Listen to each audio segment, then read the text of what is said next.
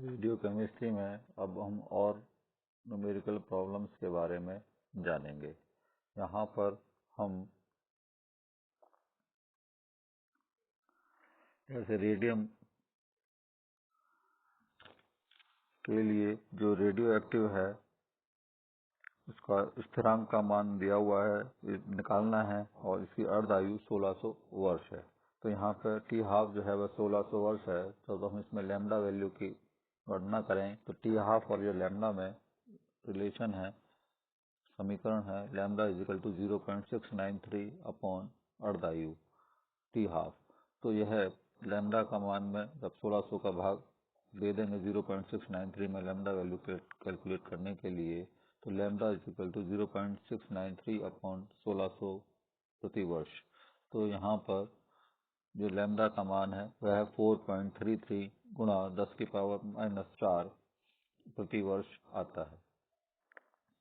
उदाहरण 2, यदि एक अल्फा कण उत्सर्जित करने वाले समस्थानिक का व्युत्पन्न या स्थिरांक या क्षय स्थिरांक जो है 0.49 गुणा 10⁻⁻10 प्रति वर्ष है और इसकी दी गई मात्रा कितने समय में आधी रह जाएगी।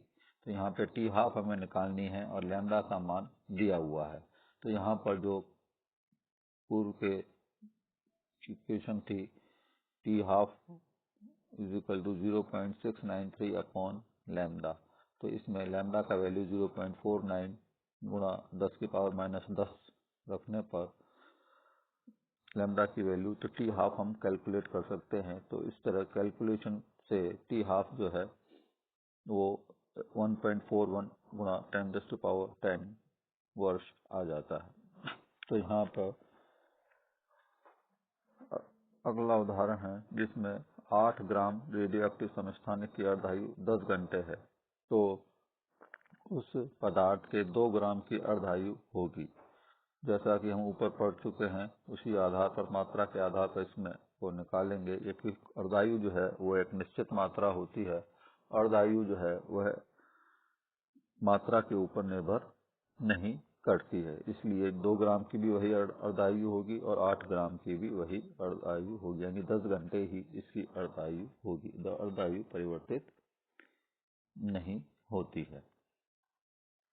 ये उसका मूल करैक्टरिस्टिक है, लक्षण है किसी भी रेडियोएक्टिव पदार्थ का। तो इसी के आधार पर उसकी पहचान की जाती है।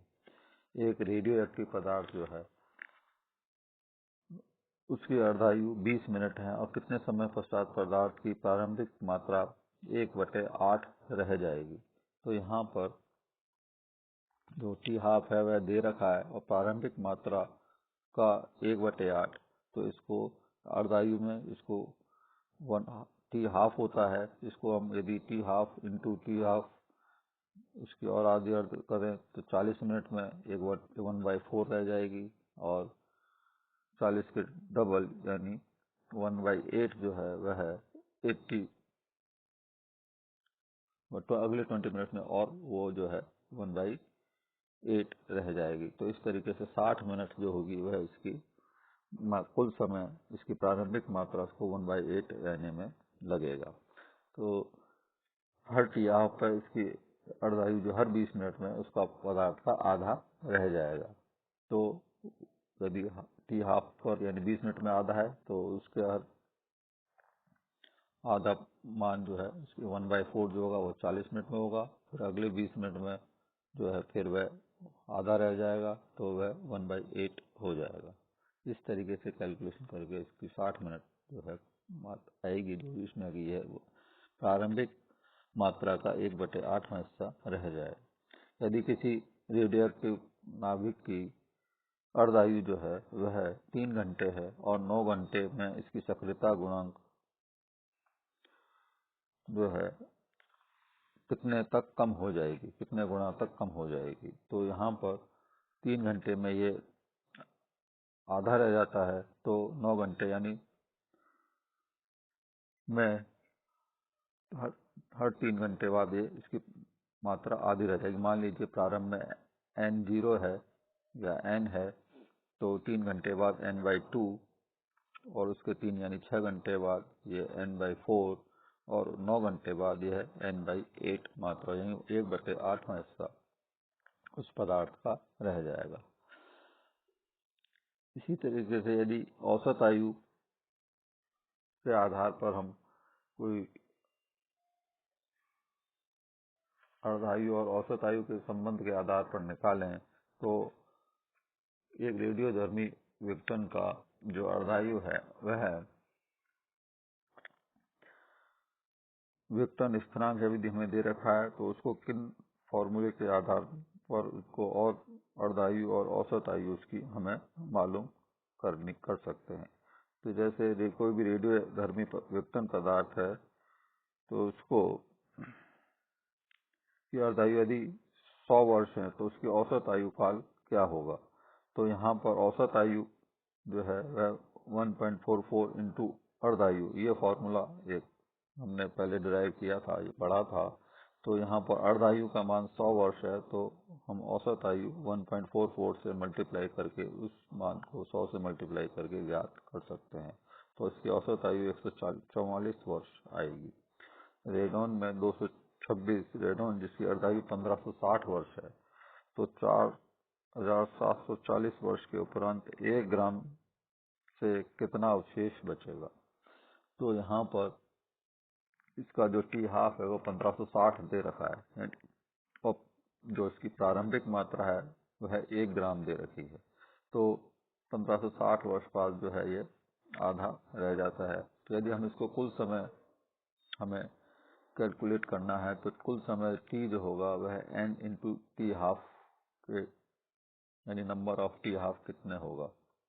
तो यहाँ 1500 टी हाफ जो है 1580 वर्ष है तो t इंटू टी यानी कुल समय कितना लगेगा। तो t is equal to n into n जो है वो कितनी बार में यह अर्धायु के कितनी बार में ये t समय लगेगा यहाँ तक पहुँचने के लिए। तो यहाँ पर n जो होगा वो t अपॉन 1580 वर्ष होगा और क्योंकि ये 4740 वर्ष में कितना बार में इंडस्ट्री में होगा तो n तो यह 4740 अपॉन 1560 का इसमें भाग दे दें तो 3 आता है यानी n जो होगा वह 3 होगा। तो यहाँ पे n इजिकल टू जो है वहाँ पे यानी 3 टाइम्स यानी T half into T half into T half, इस तरीके से करने पर यह मान हम याद कर सकते हैं। तो n इजिकल टू जो होगा वो इजिकल टू n0 इंटू 1/2 की पावर n। n यहाँ पे जो पावर निकाला है नंबर ऑफ टाइम्स वह 3 आया है, इसलिए n is equal to 1 into n0 जो है वह 1 ग्राम है इसलिए n0 की मान 1 रखा है, इसलिए यहाँ पर 1 इंटू 1/2 की पावर 3 हो जाएगा। तो n जो होगा वो 1/8 यानी 1 में जब 8 का भाग दे देंगे तो इसकी यानी 1 ग्राम में से इसकी मात्रा जो है 0 यानी 447 वर्ष बाद 0.128 ग्राम इसकी मात्रा हमें रह जाएगी। तो इस तरीके से हम इसको कैलकुलेट करते हैं। इसी तरीके से पोलोनियम अगला एग्जाम्पल है न्यूमेरिकल। पोलोनियम 210 84 इसका परमाणु क्रमांक है की अर्धायु 140 दिन है और 1 ग्राम पोलोनियम कितने दिनों में 1/4 ग्राम शेष रहेगा। तो प्रारंभिक मात्रा यहाँ पे 1 ग्राम दे रखी है, पोलोनियम की अर्धायु 140 दिन दे रखी है, तो t समय बाद पोलोनियम की शेष मात्रा 1/4 रह जाएगी। तो ये t की वैल्यू पूर्व की भांति पूर्व के समीकरण के आधार पर हम इसको निकाल लेंगे। तो कैपिटल T इजिकल टू यानी समय is equal to n times into T half अर्धायु और n इजिकल टू ये फार्मूला है अपना n is equal to n0 into T half का पावर n। तो यहाँ पे n जो है वो हम करें तो यह n जो है 1/4 है, इसलिए यह n की मान यहाँ पे 1/4। तो और n0 जो है वो 1 ग्राम है, तो n की जगह 1/4 लिखेंगे और into the number of times इसमें हम कैलकुलेट कर लेंगे। तो n जो है यहाँ पे 2 आएगा, 2 आता है।